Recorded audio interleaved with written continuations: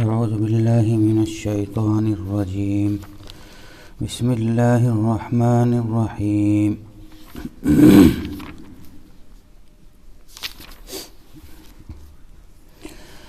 إن تجتنبوا كبائر ما تنهون عنه نكفر عنكم سيئاتكم وندخلكم مدخلا كريما. صدق اللہ العظیم. آپ نے سنا ہوگا کہ گناہوں کی دو قسمیں ہوتی ہیں، گناہ صغیرہ اور گناہ کبیرہ. گناہ صغیرہ کہتے ہیں چھوٹے گناہوں کو، اور گناہ کبیرہ کہتے ہیں بڑے گناہوں کو. اور یہ جو گناہوں کی تقسیم کر دی گئی نا کہ کوئی چھوٹا گناہ ہے کوئی بڑا گناہ ہے، یہ تقسیم کر دی گئی ہے گناہوں کا آپس میں مقابلہ کرنے کے لیے، اور یہ دکھانے کے لیے کہ بھائی بہت سے گناہ بہت زیادہ خطرناک ہوتے ہیں اور بہت سے نہیں ہوتے، ورنہ گناہ تو گناہ ہی ہے. یہ جو تقسیم کی گئی ہے صغیرہ اور کبیرہ میں اس لیے نہیں کی گئی کہ بندہ صغیرہ گناہ کرتا رہے اور کبیرہ سے بچے، نہیں، بلکہ بعض گناہوں کی خطرناکی کو بیان کرنے کے لیے. ورنہ بتایا میں نے کہ گناہ تو گناہ ہی ہے. مسلمان اس بات کا مکلف ہے کہ وہ جیسے کبیرہ گناہ سے بچتا ہے صغیرہ گناہ سے بھی بچے. اور گناہوں کی مثال تو ایسی ہے جیسے بڑا سانپ اور چھوٹا سانپ. صغیرہ گناہ کی مثال ایسی ہے جیسے چھوٹا سانپ، اور کبیرہ گناہ کی مثال ایسی ہے جیسے بڑا سانپ. آدمی جیسے بڑے سانپ سے بچتا ہے چھوٹے سانپ سے بھی بچنے کی کوشش کرتا ہے. یا یوں کہہ لو کہ ان دونوں کی مثال ایسی ہے جیسے چھوٹی آگ کی انگاری اور آگ کا بڑا انگارہ. تو جیسے بڑا انگارہ خطرناک ہوتا ہے ویسے ہی آگ کی چھوٹی چنگاری بھی خطرناک ہوتی ہے. آدمی دونوں سے بچتا ہے. اگر اپنے مال میں، کھیتی میں اگر کوئی آدمی آگ کا بڑا انگارہ دیکھتا ہے تو اس کو بھی بجھانے کی کوشش کرتا ہے، چھوٹی سی چنگاری دیکھتا ہے تو اس کو بھی وہ خطرے کی علامت سمجھتا ہے، اس کو بھی بجھاتا ہے. ایسا نہیں ہے کہ کوئی آدمی چھوٹی سی چنگاری کو معمولی سمجھ کر کے آگے بڑھ جائے اور یوں کہے کہ بھائی اس سے کچھ نہیں ہونے والا ہے. بعض مرتبہ وہ چھوٹی سی چنگاری جس کو معمولی سمجھ کر کے کسان آگے بڑھ گیا اس کے پورے کھیت کو جلا سکتا ہے. بس یہی حال گناہ کا ہے. گناہ تو گناہ ہی ہے. بعض مرتبہ ایسا ہوتا ہے کہ کوئی آدمی کسی گناہ کو حقیر اور معمولی سمجھ کے کرتا رہتا ہے اور وہ حقیقت میں صغیرہ ہوتا ہے. لیکن صغیرہ گناہ کو جب اس نے معمولی سمجھا تو پھر اب وہی کبیرہ ہو جاتا ہے. چھوٹے گناہ کو معمولی سمجھ کر کرنے کی عادت بنا لینا یہی کبیرہ بن جاتا ہے. آپ کے سامنے جو میں نے آیت کریمہ پڑھی ہے، اس آیت کریمہ کے اندر اللہ سبحانہ و تعالی نے مسلمانوں کو ایک بہت بڑی خوشخبری سنائی، اور وہ خوشخبری یہ ہے کہ اے مسلمانوں، اگر تم ان کبیرہ گناہوں سے بچتے رہو گے جن سے تم کو بچنے کا حکم دیا گیا، جن کبیرہ گناہوں سے تم کو بچنے کا حکم دیا گیا، اگر تم ان کبیرہ گناہوں سے بچتے رہو گے تو جو صغیرہ گناہ ہوتے ہیں نا، چھوٹے چھوٹے گناہ، ان کو تو ہم خود بخود معاف کر دیں گے. یہ ہے بشارت. چنانچہ بہت ساری احادیث کے اندر آتا ہے کہ جب بندہ اپنے گھر سے مسجد کی طرف نماز کے لیے نکلتا ہے تو وہ جو ہی اپنے گھر سے نکلا نماز کا ثواب تو ملنا شروع وہیں سے ہو جاتا ہے. اور پھر جب وہ مسجد میں آتا ہے، مسجد میں آنے کے بعد وضو کرتا ہے، اپنے ہاتھ دھوتا ہے تو اس کے ہاتھوں سے جو گناہ صادر ہوئے وہ جھڑتے رہتے ہیں. جب وہ کلی کرتا ہے تو منہ سے جو گناہ صادر ہوئے وہ معاف ہوتے ہیں. یہاں تک کہ جب وہ اپنا چہرہ دھوتا ہے تو آنکھوں سے جو گناہ ہوئے وہ جھڑتے رہتے ہیں. تو یہ گناہ کون سے جھڑ رہے ہیں؟ یہ گناہ وہی ہیں جن کو ہم صغیرہ بولتے ہیں، چھوٹے گناہ بولتے ہیں. اور پھر جب بندہ نماز پڑھتا ہے تو اس کے گناہوں کی پوٹلی اس کی کمر پر رکھ دی جاتی ہے، اور جوں وہ رکوع سجدے کرتا ہے تو اس کے گناہ جھڑتے رہتے ہیں. تو یہ وہی گناہ ہیں جن کو ہم صغیرہ یا چھوٹے گناہ بولتے ہیں. اور باقی جو بڑے گناہ ہوتے ہیں، کبیرہ گناہ، میں بتاؤں گا آپ کو ابھی کہ بڑے گناہ کون سے ہوتے ہیں. گناہ کبیرہ کیا ہوتے ہیں ابھی بتاؤں گا. علماء کرام نے کبیرہ گناہوں کو گن کر کے بھی بتا دیا ہے. ویسے اللہ کے نبی صلی اللہ علیہ وسلم نے سارے کبیرہ گناہوں کو کسی ایک حدیث میں نہیں بیان کیا. سارے کبیرہ گناہوں کو ایک ہی حدیث میں ذکر کر دیا ہو فہرست وار، ایسا نہیں ہے. اتنا ہوا ہے کہ کسی حدیث کے اندر 3 گناہ کبیرہ کا تذکرہ ہے، کسی میں 5 کا تذکرہ ہے، کسی میں 7 کا تذکرہ ہے، اور کسی میں کتنے گناہوں کا تذکرہ ہے. تو پھر علماء کرام نے کیا کیا؟ اس طرح کی جتنی بھی حدیثیں ہیں جن میں اللہ کے نبی نے گناہ کبیرہ کا تذکرہ کیا ہے، علماء نے ان ساری حدیثوں کو اکٹھا کیا. اکٹھا کرنے کے بعد پھر ان کو گننے کے بعد پھر ان کی لسٹ بنائی. سمجھ گئے؟ چنانچہ ایک عالم گزرے ہیں جن کا نام ہے ابن حجر مکی. انہوں نے ایک کتاب لکھی، کتاب کا نام شاید الزواجر ہے. تو اس کتاب کے اندر انہوں نے 467 گناہ کبیرہ گنوائے ہیں. کتنے؟ 467 گناہ کبیرہ انہوں نے علامہ ابن حجر مکی نے اپنی کتاب میں گنوائے ہیں. وہ 467 تو میں آپ کو نہیں بتا سکتا کیونکہ ان کی کتاب میرے پاس نہیں ہے، اور اگر پھر کتاب ہوتی بھی تو بھی میں نہیں گنوا سکتا تھا. 2 پہر تو ہو جائے گا گنواتے. ہاں اتنا ہے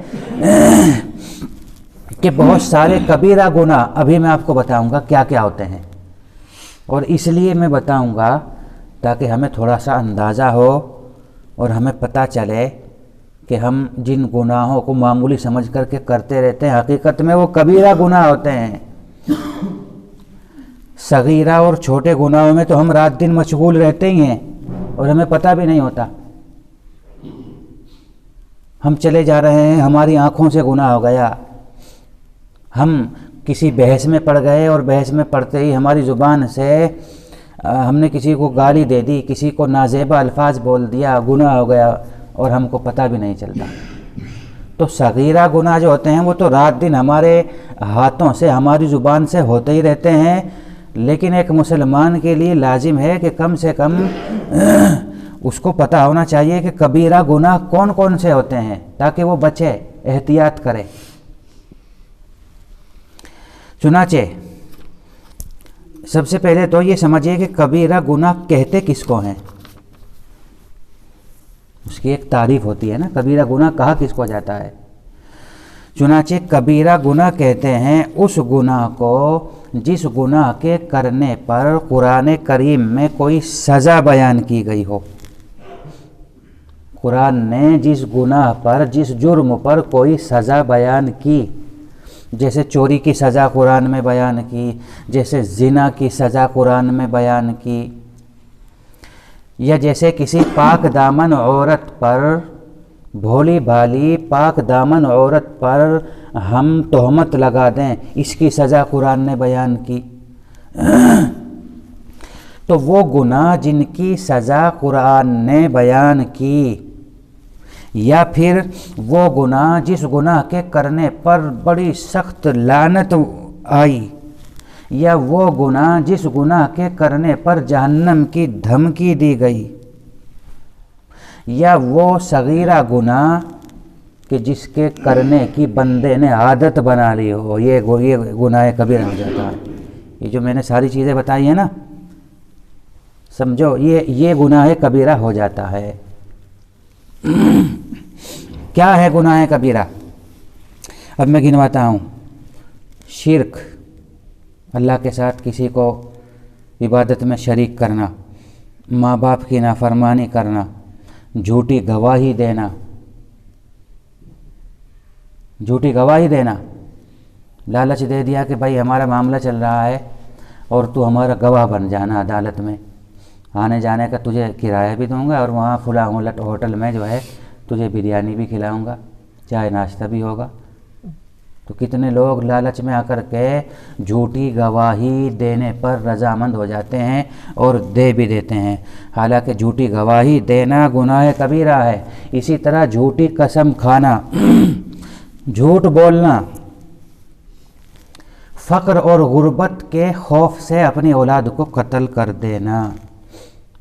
ہمارے ٹائم میں تو کوئی ایسا نہیں کرتا، لیکن زمانے جاہلیت میں ایسا کرتے تھے لوگ۔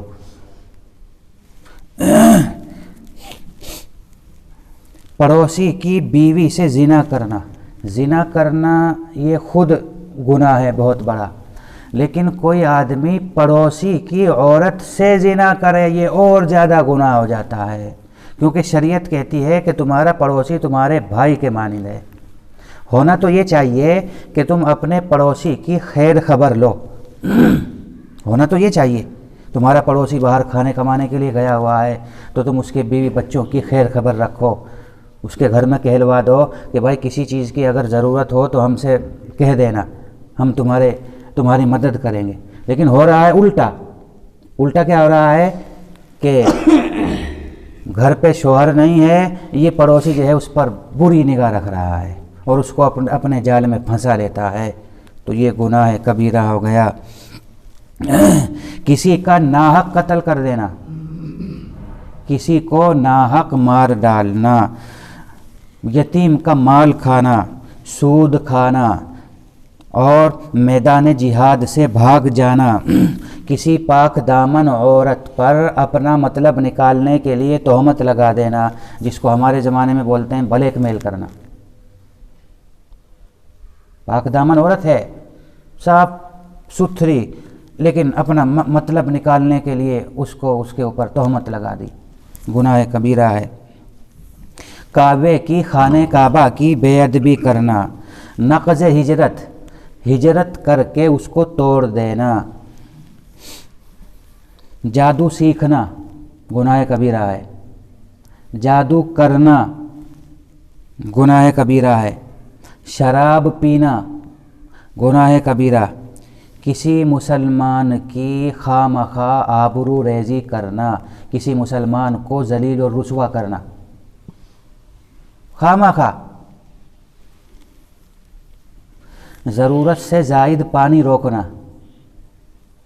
کوئی آدمی کسان ہے مثلا، تو اس کی ضرورت پوری ہو گئی تو وہ جو نہر کا مینر کا کول کا پانی ہے اس کو اگلے کسان تک، جب تمہاری ضرورت پوری ہو گئی تو آگے کے لیے چھوڑ دو۔ ضرورت پوری ہو گئی اور پھر بھی اس کو روک کر کے رکھ رکھا ہے، گناہ کبیرہ ہے۔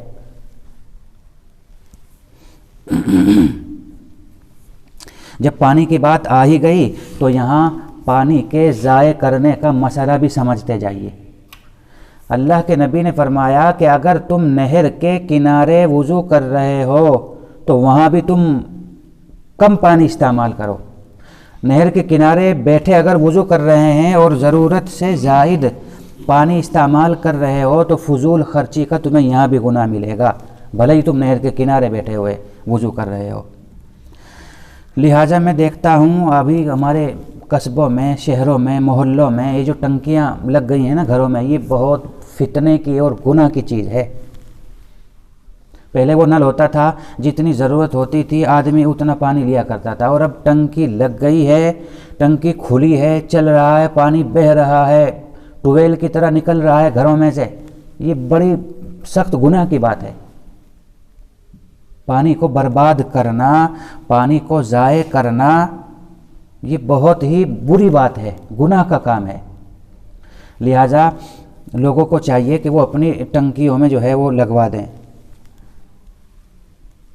کھول بند کرنے کا نل لگوا دیں، جتنا ضرورت ہو بس اتنا چلائیں۔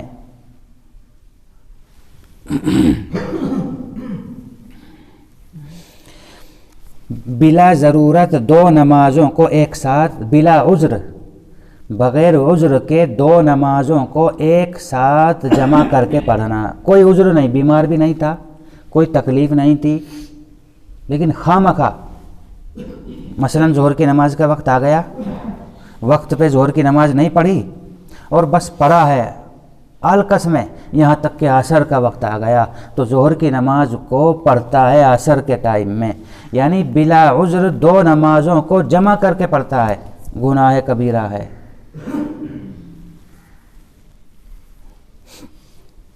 اپنے وارث کو نقصان پہنچانے کے لیے مرتے وقت باپ کا وصیت کر جانا گناہ کبیرہ ہے۔ سمجھ گئے؟ شاید سمجھے نہیں۔ مرنے والا باپ اپنی اولاد سے ناراض ہے، اور اتنا زیادہ ناراض ہے، یوں کہہ رہا ہے کہ تمہیں سب کو جو ہے نا محروم کر دوں گا میں اپنی میراث سے، میری جو پراپرٹی ہے، لہٰذا وہ مرنے سے پہلے وصیت کر کے چلا جاتا ہے کہ میرا فلاں مکان مسجد میں دے دیا جائے، میری جو اتنی بیگھہ زمین ہے فلاں جگہ وہ مثلاً عیدگاہ میں دے دی جائے۔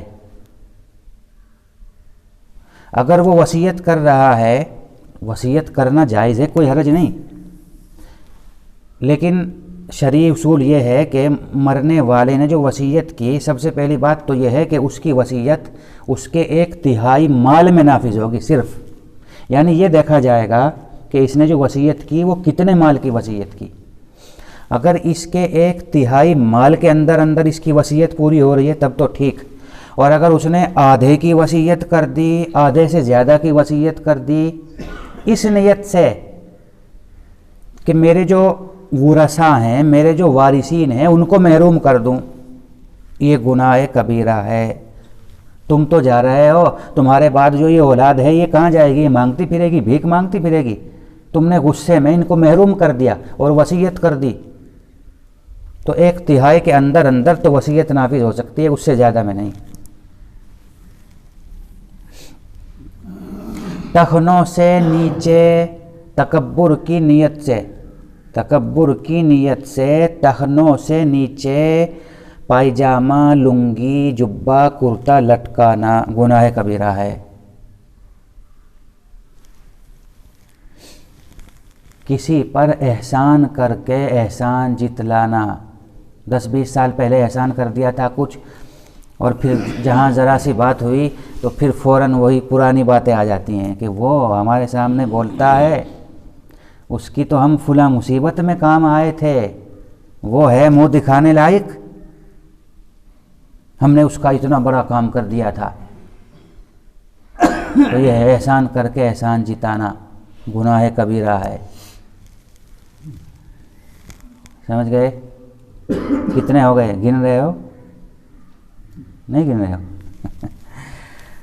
بوڑھا ہو کر کے زنا کرنا، سمجھے؟ ویسے تو زنا کوئی بھی کرے بری بات ہے،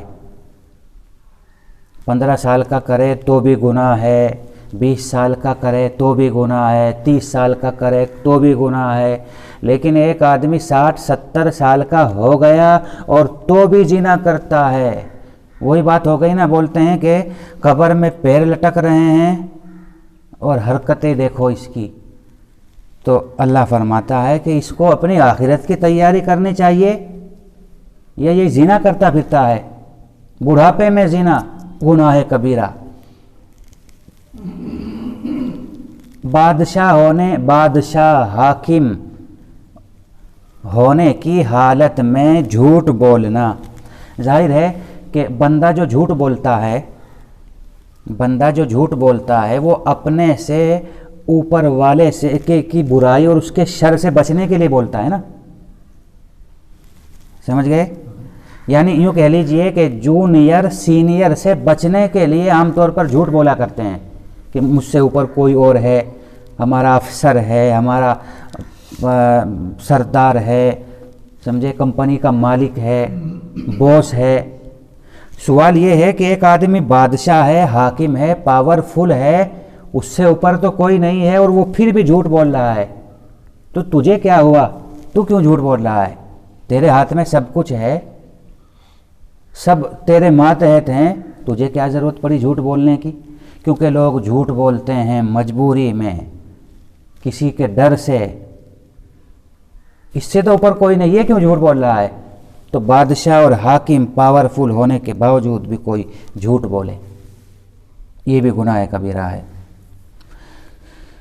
آخری ہے دیوسی کرنا، دیوس بننا۔ دیوس کا مطلب ہوتا ہے کہ اپنے اہل خانہ میں، اپنے گھر میں، گھر کی عورتوں میں، بہنوں میں، بیٹیوں میں کوئی آدمی برائی دیکھ رہا ہے، سمجھے، اور پھر بھی وہ منع نہیں کرتا۔